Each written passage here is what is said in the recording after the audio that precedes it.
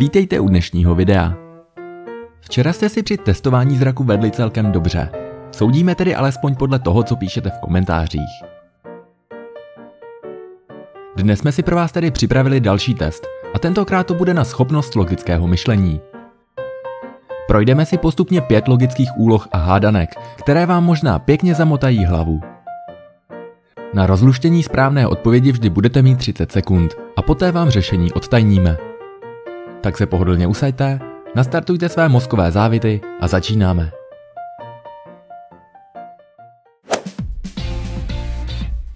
Jeden král neměl žádného syna, ale manželka mu porodila několik dcer. Všechny dcery byly blondýnky až na 2. Všechny dcery byly brunety až na 2. Všechny dcery byly zrsky až na 2. Kolik přesně měl král dcer?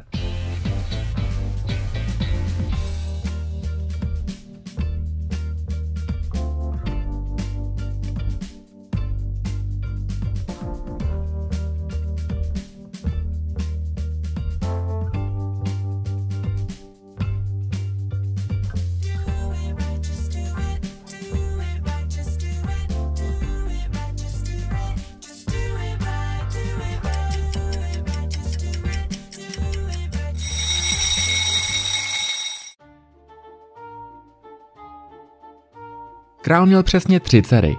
Jednu blondýnku, další 2 nebyly blond, jednu brunetku, další 2 nebyly brunety a jednu zrsku, další 2 nebyly zrzavé. To byla jen taková hádanka na zahřátí.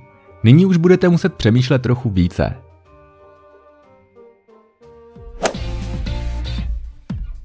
Toto je záznam policejní zprávy. Místo činu, vesnice v Norsku, byt v přízemí, obývací pokoj. Popis místa činu.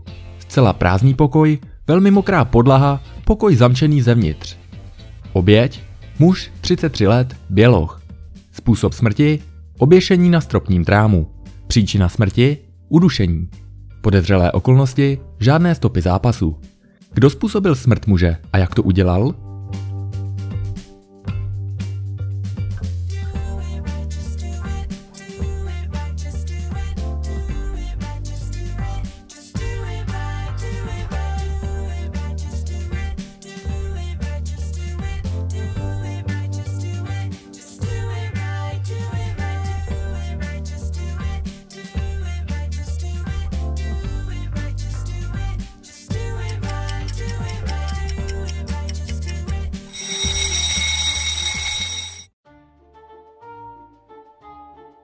Muž spáchal sebevraždu. Muž si do pokoje donesl velký kvádr ledu, přivázal na trám provaz a kvádr odkopl pryč. Při příchodu vyšetřovatelů již led roztál a byla pouze mokrá podlaha.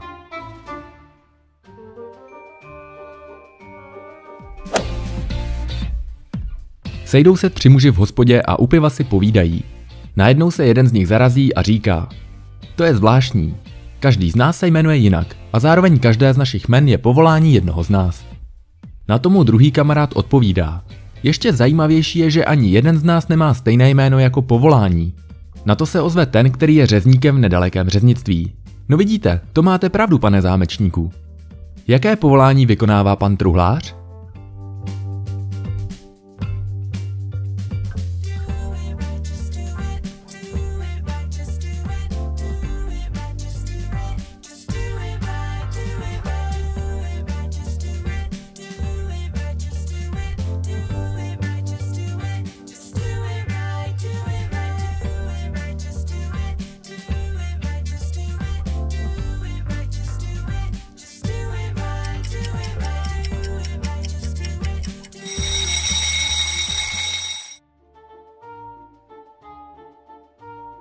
Pan truhlář je řezníkem v nedalekém řeznictví. Pokud se řezník ptá zámečníka, je jasné, že pan zámečník není řezník. A protože nemůže být ani zámečník, tak musí být truhlář. Potom pan řezník nemůže být ani řezník, ani truhlář a musí být zámečník.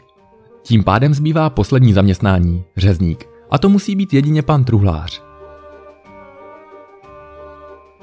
Jestli jste na tuto logickou úlohu odpověděli správně v časovém limitu, pak jste velmi bystří.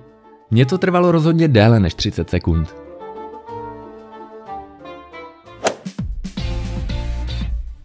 Pokud hodíte správně bumerang, tak se k vám vrátí.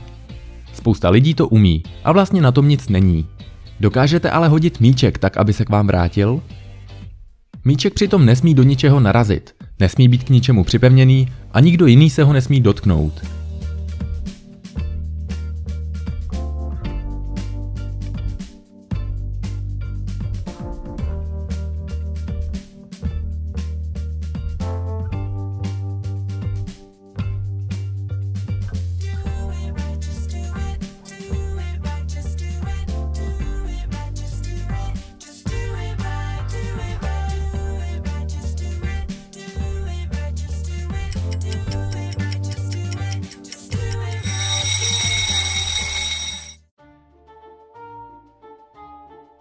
Míček stačí hodit přesně nad sebe.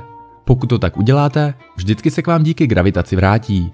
Nakonec je to ještě jednodušší než s bumerangem.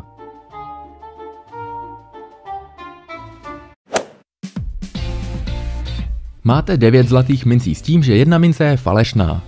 Bohužel pro vás ale nevíte, která to je. Pouze víte, že je falešná mince o něco lehčí než ty ostatní. Máte rovnoramennou váhu, ale můžete na ní vážit jen 2krát.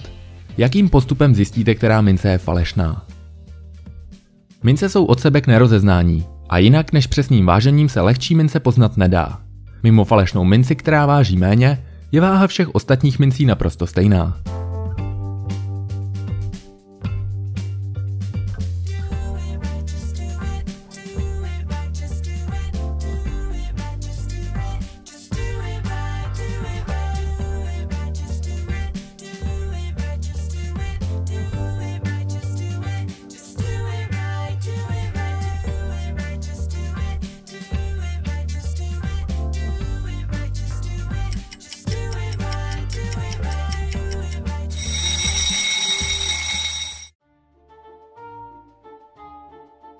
Rozdělíte si mince na 3 hromádky po 3.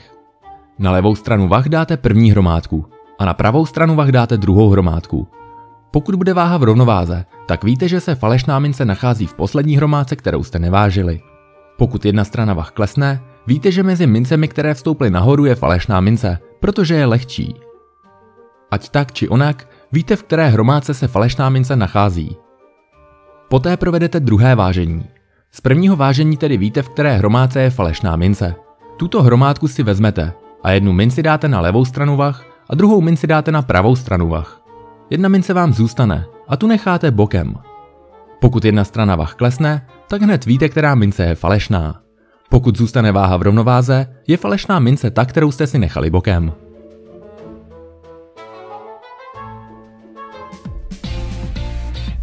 Děkujeme, že jste s námi byli až do konce.